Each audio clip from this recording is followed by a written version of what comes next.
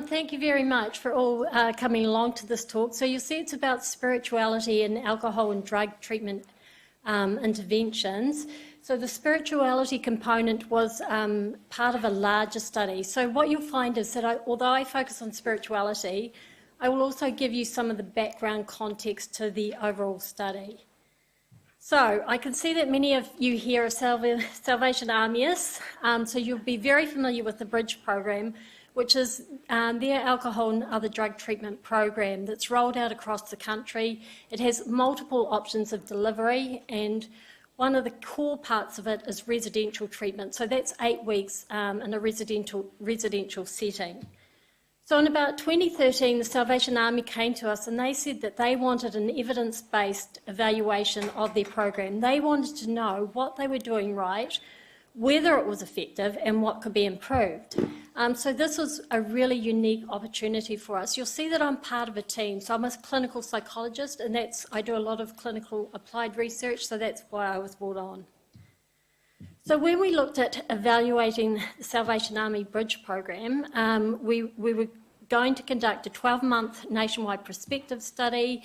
We were looking at a number of outcomes. Our primary outcomes were, did it reduce alcohol and drug use, either in days of use or severity? And then we wanted to look at the consequences of use. So if you're using to a harmful level, of course there's going to be consequences in terms of criminality, loss of social functioning, loss of jobs, health. So those were our main key outcomes.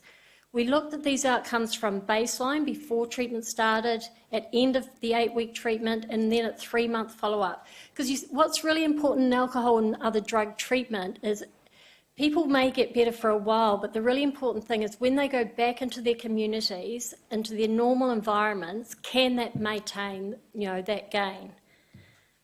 So in terms of spirituality, spirituality is such a key component of the Salvation Army Bridge program. It contains the recovery church, there are prayers or karakias, there's spiritual lifters every day. There's a higher power concept in the 12-step program. So, thinking about a higher power having control. So because it was such a key component, we knew absolutely that we could not ignore this component at all. We did not want to, but, it leapt out as something we needed to do. The research literature surrounding this, especially in relation to addiction and alcohol treatment, is that spirituality is associated with good or better outcomes. In fact, it's predictive of a good outcome and less a reduced likelihood of relapse. We also know from the research that many clients are saying they want this component, but as we've heard before today, that a lot of clinicians are overlooking this key component of treatment. So once we knew that we wanted to examine this and the role it had in outcomes, we involved Dr. Richard Egan, who was a spirituality expert at the University of Otago. So Richard's already talked to us about this. So the idea that spirituality can mean more than religion. So this is Richard Egan's, one of his definitions it's about beliefs, values, sense of meaning, purpose in life, connectedness, identity, awareness, and for some people, religion. So what we wanted to know is, did the Bridge program increase spirituality? So it's a key core component when they go through treatment, does spirituality increase? We also want to know, in terms of the treatment outcomes, whether people reduced substance use, was it associated with spirituality in any way? We wanted to know how the individuals defined or viewed spirituality, and did they think that spirituality helped in their treatment program? So how do we measure it? So I'm a psychologist, so often we use psychometrically validated measures. So we use the World Health Organization Quality of Life, spirituality. It's a 32-item measure. So this will give you an example. 32 questions. Here's a question. How important to you are spiritual, religious, or personal beliefs in understanding the meaning of life? So you can either say no, not important, or extremely important. So these 32 items, they all load onto a score. So if you're higher in the score, it means you're more spiritual, basically. We also asked the participants to define spirituality, and we did a qualitative study with a number of open-ended questions about the spirituality component. I'm just going to speak to some of these today. So the participants were people at Salvation Army Services across the country. 482 were invited, 382 consented. You'll see that all our data is based on those who completed a therapeutic dose of treatment. So that meant they completed at least half of the bridge treatment program. We didn't, we wanted to know that people had got the dose to be able to say that, yes, actually the bridge program is helping or not helping. You'll see the majority were male, New Zealand European, but also quite a high proportion of Maori and Pacific Islanders were also part of the study.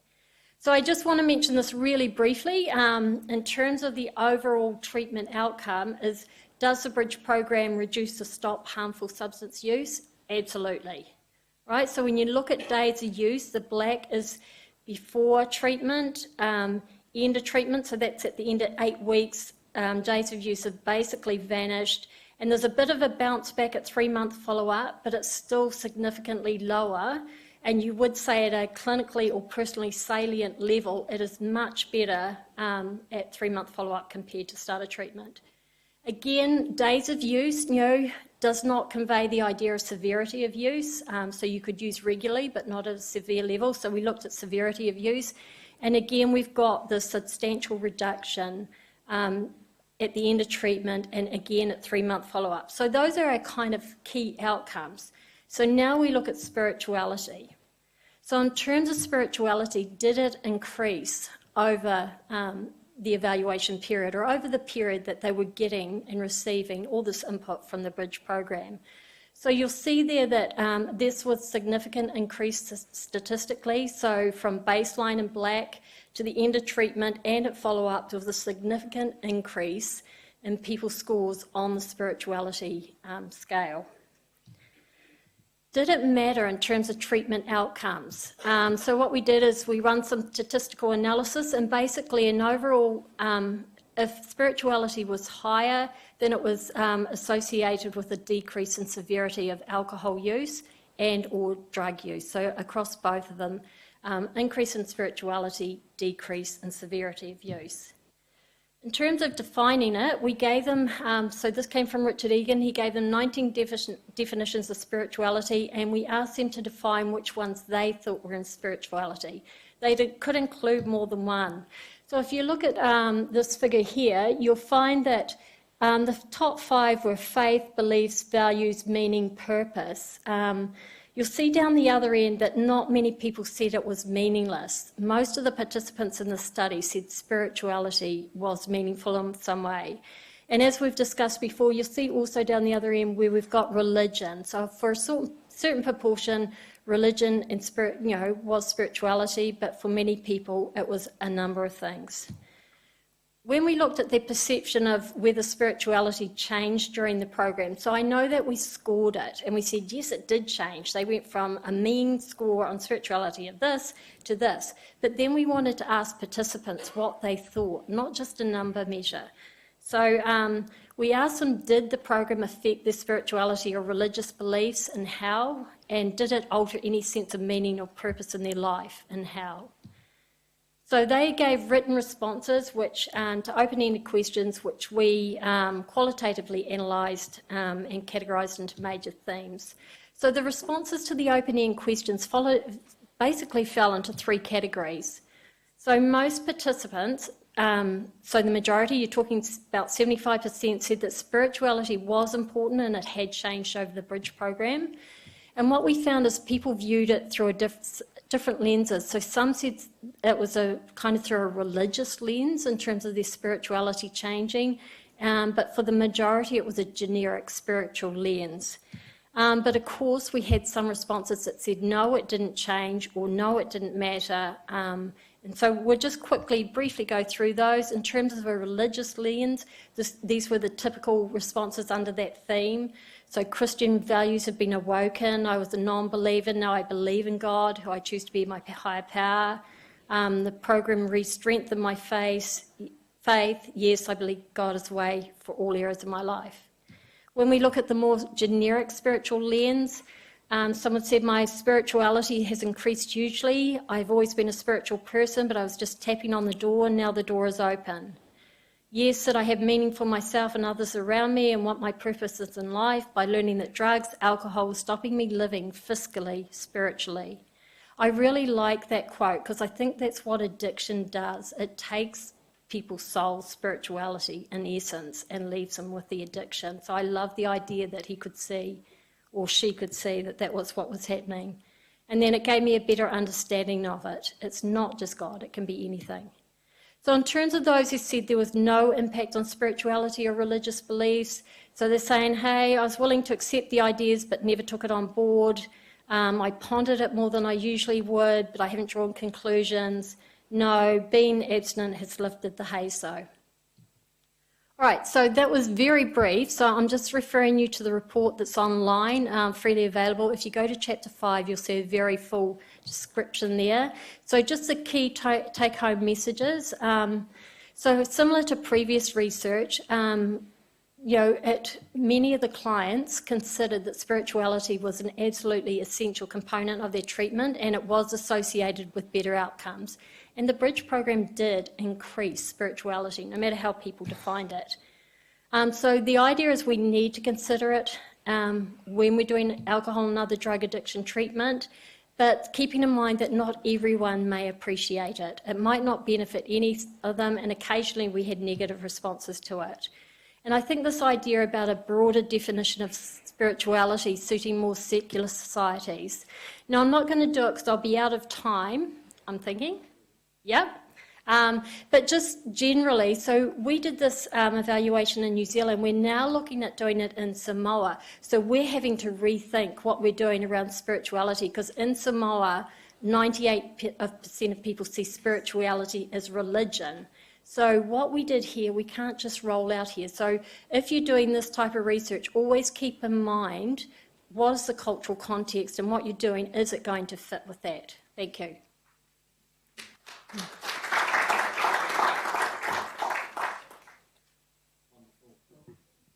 Yes, thank you very much. So we've got 5 minutes of questions. Here we go. Kia ora. I'm just wondering, did you take into consideration the spirituality of people before they came into the Bridge?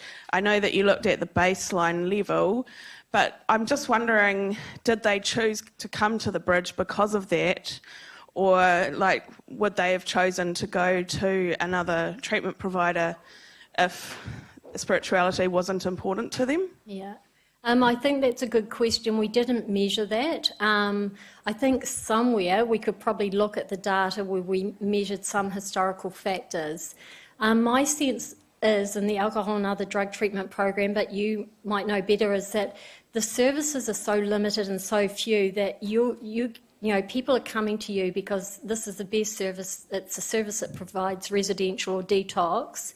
And so I'm thinking that they may not have chosen or not chosen on that basis. They're just looking for really good care, which you guys offer, Tess, there's been a request to move back to the slide that has the URL address of the report. Yeah.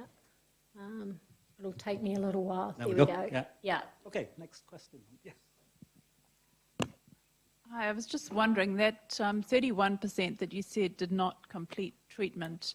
Was there any indication that that was the spiritual component which had influenced that cessation of their participation? Was there no follow-up with those? So once they withdraw from treatment, so the spirituality, especially open-ended ones, were asked at the end of treatment. So they didn't get asked that, but we did ask clinicians to track or to best estimate why people were leaving the program. And spirituality wasn't coming up as one of the factors. It was often really practical factors, such as about the distance from where they lived to where the treatment was, or about relapse. And 31% of non-treatment, actually, in terms of alcohol and other drug, it's an okay dropout rate. Your dropout rates can be very high in AOD treatment. So to us, this fitted with a normal pattern, but no indication as such. Cool. Anyone else? Got a few more minutes, so probably a few more questions. Going once. Going twice. I'm going to have to start singing some songs now. If there's yay, no songs. This may not be an appropriate question, so please feel free to move on. But this is a question about the bridge treatment. Does it use the drug naltrexone? Is that yet available in New Zealand? Because it's available in the United States. Can anyone comment on that? Yes, they do.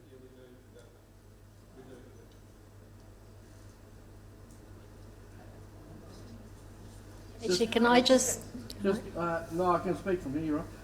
Just something that's occurred to me. The spirituality part of the Salvation Army Bridge program often addresses the shame and guilt that goes with addiction, and that seems to be where the spirituality of a person really increases quite dramatically, and that's probably one of the key reasons why we really need to use it more as a effective treatment, because shame and guilt in addiction is the big thing, or one of the big drivers that keep it going. So and I think you're right. I also work with criminal offenders as well, and that shame and the guilt, is a huge part of it. We didn't actually measure that specifically. Yeah. And the research around spirituality, why does it have this association with more positive outcomes, or why is it seen as protective, is a little bit divided. Some of it seems to be around the whole social connectivity of connecting with a social support that's pro-social and routinely has some kind of follow-up, is what some of the American studies have found. So it's interesting. It's still a question that's been answered as to the actual mechanism of spirituality and how it's protective. Yeah, well, as the addiction grows and the isolation occurs within people, because that's what it does, it drives people, to be on their own, their behaviour gets that bad, everyone's had enough of it. When you turn it around and start to introduce people back in again, that spirituality grows along with a sense of self-worth and everything else. Yeah, which Thank is you. great. You were about to respond here. Did you still want to? No, I was just going to say the question about naltrexone and that, I'm an advocate for Salvation Army treatment after seeing what they do, how well they do it and how thoroughly. So please feel confident in their treatment program. It's fantastic. Oh, good. Okay, cool. Thank you very much. Please join me in thanking Dr. Tess. And here's a little thank you note from the Salvation Army. Thank you ever so much.